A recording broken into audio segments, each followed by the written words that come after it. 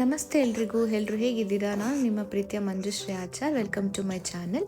ನಾನಿಲ್ಲಿ ನಿಮಗೆ overnight oats with papaya recipe ಹೇಳ್ಕೊಡ್ತಾ ಇದ್ದೀನಿ. ಒಂದು ಏರ್ ಟೈಟ್ ಕಂಟೈನರಲ್ಲಿ 5 ಟೇಬಲ್ ಸ್ಪೂನ್ ಆಫ್ ಓಟ್ಸ್ ಹಾಕೋತಾ ಇದ್ದೀನಿ.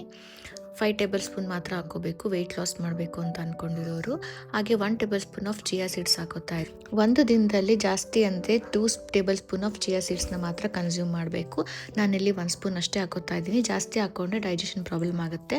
ಮತ್ತು ಚಿಯಾ ಸೀಡ್ಸ್ನ ಯಾವಾಗಲೂ ಕರ್ಡಲ್ಲಿ ಸೋಕ್ ಮಾಡಬೇಕು. ಕರ್ಡಲ್ಲಿ ಸೋಕ್ ಮಾಡೋದ್ರಿಂದ ಅದ್ರ ನ್ಯೂಟ್ರಿಷನ್ ವ್ಯಾಲ್ಯೂ ಜಾಸ್ತಿ ಆಗುತ್ತೆ. ಇಲ್ಲಿ 2 ಟೇಬಲ್ ಸ್ಪೂನ್ ಆಫ್ ಕರ್ಡ್ ಹಾಕೋತಾ ಇದ್ದೀನಿ. ಆಮೇಲೆ ಸ್ವಲ್ಪ ವಾಟರ್ ಹಾಕೋತಾ ಇದ್ದೀನಿ. ಜಾಸ್ತಿನೇ ವಾಟರ್ ಇದ್ದರೆ ಒಳ್ಳೆಯದು. ಮಿಲ್ಕ್ ಎಲ್ಲ ಹಾಕೊಳ್ಬಾರ್ದು, ವೆಯ್ಟ್ ಲಾಸ್ ಮಾಡಬೇಕು ಅಂತ ಅಂದ್ಕೊಂಡಿರೋರು. ಚೆನ್ನಾಗಿ ಮಿಕ್ಸ್ ಮಾಡಿ ನೀರಲ್ಲಿ ಇದು ಚೆನ್ನಾಗಿ ಸೋಕ್ ಆಗೋ ಥರ ಮಿಕ್ಸ್ ಮಾಡಿ, ಅದಕ್ಕೆ ಎಷ್ಟು ಬೇಕೋ ಅಷ್ಟು ವಾಟರ್ ಹಾಕಿ ಮಿಕ್ಸ್ ಮಾಡಿ ಕ್ಲೋಸ್ ಮಾಡಬೇಕು. ಬಾಕ್ಸ್ನ ಕ್ಲೋಸ್ ಮಾಡಿದ ಮೇಲೆ ಇನ್ನೊಂದು ಬಾಕ್ಸ್ಗೆ 4 ಬಾದಾಮಿ ಹಾಕೋತಾ ಇದ್ದೀನಿ. 4 ಅಷ್ಟೇ ಬಾದಾಮಿ ಯೂಸ್ ಮಾಡೋದು, ವೆಯ್ಟ್ ಲಾಸ್ ಮಾಡಬೇಕಲ್ವ, ಅದಕ್ಕೆ ವೆಯ್ಟ್ ಗೇನ್ ಮಾಡೋರು ಸ್ವಲ್ಪ ಜಾಸ್ತಿನೂ ಹಾಕೋಬೋದು. ಇಲ್ಲಿ 1/2 table spoon of flax seeds ಹಾಕೋತಾ ಇದ್ದೀನಿ. Next 1/2 table spoon of pumpkin seeds. Next 1/2 table spoon of sunflower seeds ಹಾಕೋತಾ ಇದ್ದೀನಿ. ಈಗ 8 ಬ್ಲ್ಯಾಕ್ ರೈಸಿನ್ಸ್ ಹಾಕೋತಾ ಇದ್ದೀನಿ.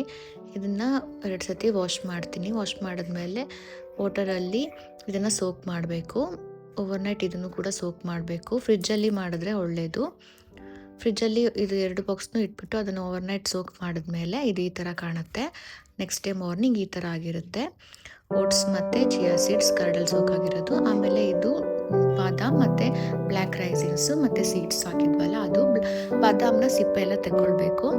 ಬಾದಾಮ್ ಎಲ್ಲ ಸಿಪ್ಪೆ ತಗೊಂಡು ಒಳ್ಳೆಯದು. 4 ಬಾದಾಮಿದು ಸಿಪ್ಪೆ ತೊಗೊಳ್ತೀನಿ, ಬೇಗ ಈಸಿಯಾಗಿ ಬಂದುಬಿಡುತ್ತೆ. ಹಾಗೆ ಒಂದು ಮಿಕ್ಸರ್ ಜಾರ್ಗೆ 1 ಬೌಲ್ ಪಪ್ಪಾಯ ಹಾಕೋಬೇಕು. 1 ಬೌಲ್ ಪಪ್ಪಾಯನೇ ಹಾಕೋಬೇಕು, ಜಾಸ್ತಿ ಹಾಕೋಬಾರ್ದು ವೆಯ್ಟ್ ಲಾಸ್ ಮಾಡಬೇಕು ಅಂತ ಇರೋರು.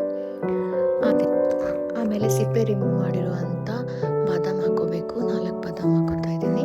ಆಮೇಲೆ ಸೋಕಾಗಿರುವಂಥ ಬ್ಲ್ಯಾಕ್ ರೈಸಿನ್ಸ್ ಮತ್ತು ಅದರ್ ಸೀಡ್ಸ್ ಎಲ್ಲ ಇದೆಯಲ್ಲ, ಅದನ್ನೆಲ್ಲ ಹಾಕೋಬೇಕು. ಎಕ್ಸ್ಟ್ರಾ ವಾಟರ್ ಎಲ್ಲ ಹಾಕ್ಕೊಳಕ್ಕೆ ಹೋಗಬಾರ್ದು, ಅದರಲ್ಲಿರೋ ವಾಟರೇ ಸಾಕಾಗುತ್ತೆ.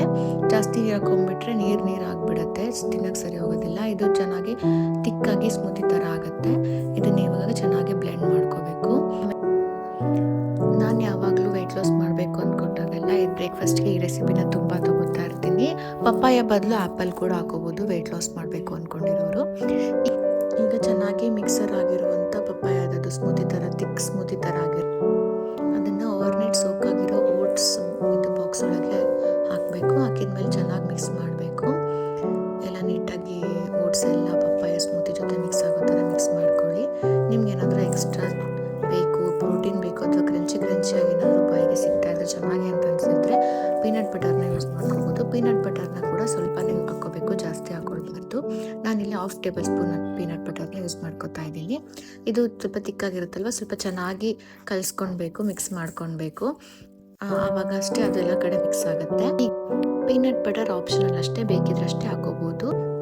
ಈಗ overnight oats with papaya ready ಆಯಿತು. ನಾನಿಲ್ಲಿ ಪ್ರೆಸೆಂಟಬಲ್ ಆಗಿರಲಿ ಅಂತ ಅಷ್ಟೇ ಬನಾನಾ ಯೂಸ್ ಮಾಡಿದ್ದೀನಿ, ಅದು ಸ್ವಲ್ಪನೇ ಯೂಸ್ ಮಾಡಿದ್ದೀನಿ. ಅದರ್ವೈಸ್ ನಾನು ಬನಾನಾ ಯೂಸ್ ಮಾಡೋದಿಲ್ಲ. ನಿಮಗೆ ಈ ವಿಡಿಯೋ ಇಷ್ಟ ಆದರೆ ಒಂದು ಲೈಕ್ ಮಾಡಿ, ಕಮೆಂಟ್ ಮಾಡಿ. ಹಾಗೆ ಮಂಜುಶ್ರೀ ಆಚಾರ್ ಯೂಟ್ಯೂಬ್ ಚಾನಲನ್ನು ಸಬ್ಸ್ಕ್ರೈಬ್ ಮಾಡ್ಕೊಳ್ಳಿ. Thank you for watching.